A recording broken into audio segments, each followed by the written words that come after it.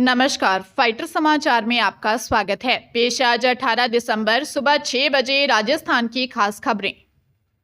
संसद के शीतकालीन सत्र का मंगलवार को 17वां दिन था। केंद्रीय कानून मंत्री अर्जुन राम मेघवाल ने लोकसभा के पटल पर एक देश एक चुनाव के लिए 129वां संविधान संशोधन बिल पेश किया। मेघवाल ने केंद्र शासित प्रदेशों से जुड़े 3 कानूनों में संशोधन का बिल भी पेश किया। इसमें the government of union territories act 1963, the government of national capital territory of Delhi 1991 और the Jammu and Kashmir reorganisation act 2019 शामिल हैं। इसके जरिए जम्मू कश्मीर को पूर्ण राज्य का दर्जा देने के लिए भी संशोधन किया जा सकता है। एक देश एक चुनाव बिल पेश होने के बाद सांसदों को इस पर बोलने का समय दिया गया। कई पार्टियों की आपत्ति के बाद बिल को दोबारा पेश करने के लिए इलेक्ट्रॉनिक वोटिंग हुई।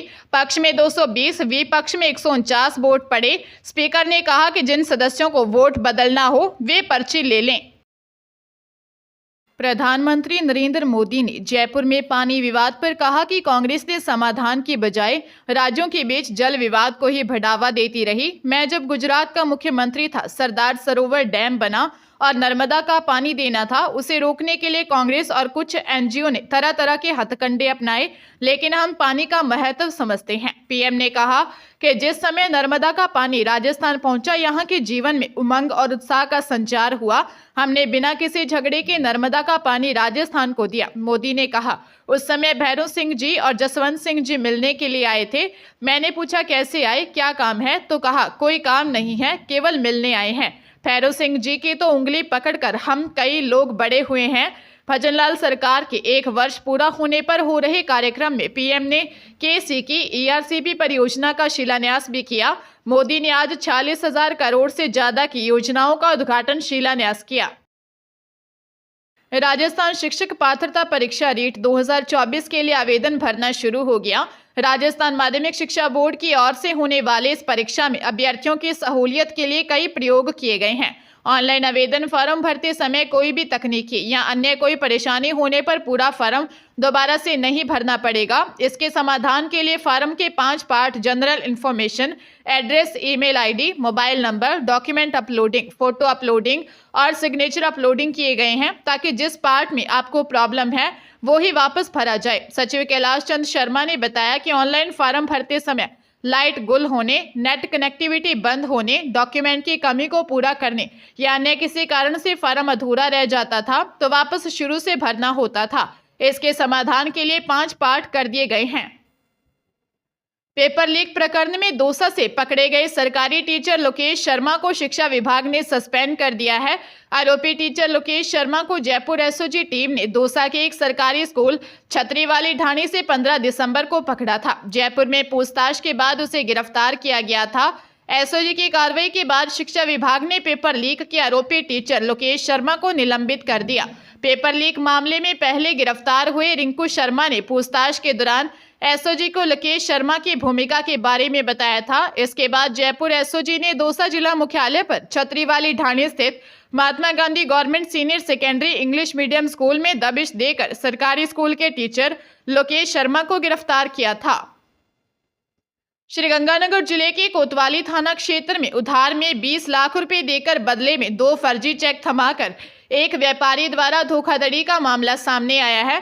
अंबिका सिटी निवासी तरुण बंसल ने 11 ई ब्लॉक निवासी रतन लीला के खिलाफ दी रिपोर्ट में बताया कि वह और रतन लीला व्यापारी हैं। उसका रतन लीला की दुकान पर समय समय पर लाखों का लेन देन रहता था।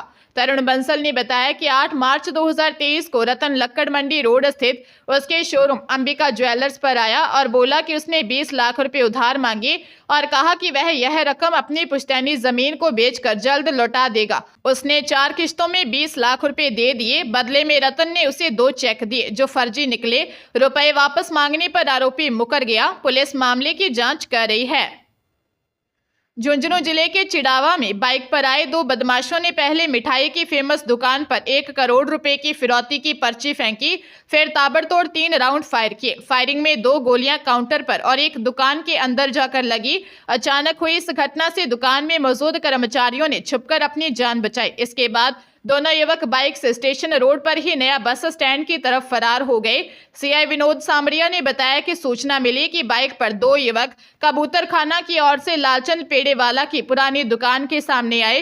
एक युवक ने काउंटर की तरफ एक पर्ची रखकर 1 करोड़ की रंगदारी देने की मांग रखी। इसके बाद लगातार 3 राउंड फायर किए। दुकान मालिक सुभाष राव और रजनीश राव ने पुलिस को घटना की जानकारी दी। एसपी शरद चौधरी ने बताया कि मामले की जांच की जा रही है। हरियाणा के एक बड़े ट्रांसपोर्टर को महिला ने हनी ट्रैप में फंसा लिया। उसका नंबर लेने के बाद बहाने से उसे घर बुलाकर अश्लील फोटो खींच ली, जिससे उन्हें ब्लैकमेल करने लगी। जब रुपए नहीं मिले तो रेप केस दर्ज करा ट्रांसपोर्टर को 3 महीने की जेल करवा दी। फिर 30 लाख रुपए लेकर कोर्ट में गवाही से मुकर गई। जब ट्रांसपोर्टर जेल से छूटा तो 1 करोड़ रुपए मांगने लगी। डिमांड पूरी नहीं हुई तो उसने ट्रांसपोर्टर के साथ अपनी अश्लील तस्वीरें उनकी बेटी को दिखा दी।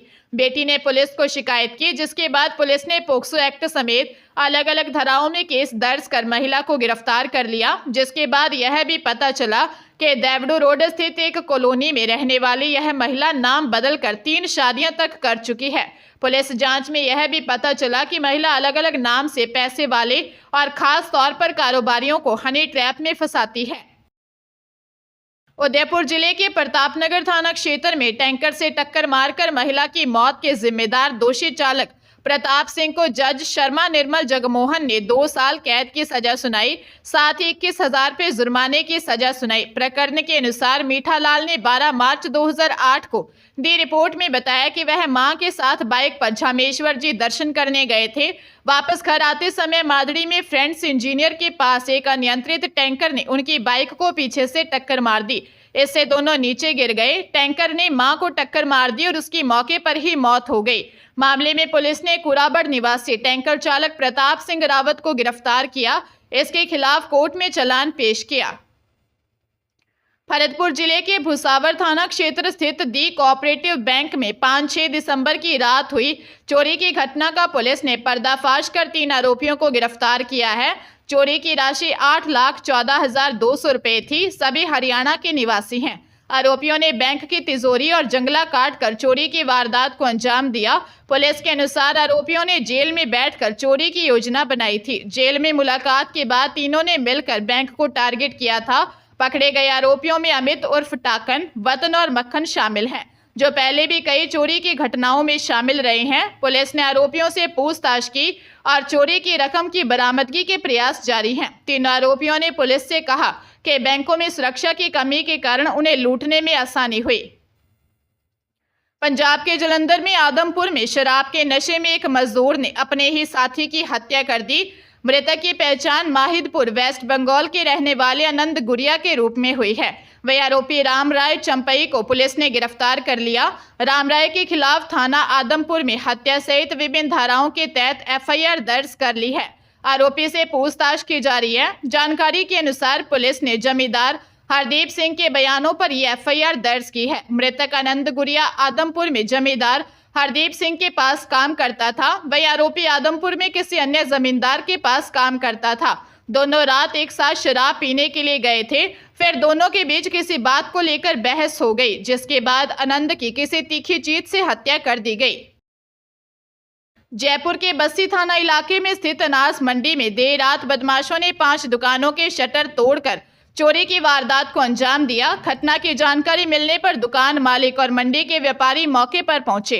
मौके पर पहुंची बस्सी थाना पुलिस ने रात को ड्यूटी पर मौजूद गार्ड से पूछताछ शुरू कर दी है। सीआई राजीव यदुवंशी ने बताया कि देर रात अनाज मंडी में बदमाशों ने प्रवेश किया और चोरी की वारदात को अंजाम दिया। बदमाशों ने 5 दुकानों के शटर तोड़ अलमारी में रखे हुए नकदी चोरी की। सभी व्यापारियों से घटना को लेकर रिपोर्ट ली जा रही है, जिसके बाद सामने आएगा कि कुल कितना माल चोर चोरी कर लेकर गए हैं। बदमाशों ने शटर के लॉक पर दुकान में घुसे और दुकान में रखे लॉकर और अलमारी को तोड़कर वारदात को अंजाम दिया। वारदात को करने में करीब 3 से 5 लोगों के होने की बात सामने आ रही है। पुलिस ने कई लोगों से घटना को लेकर पूछताछ की है।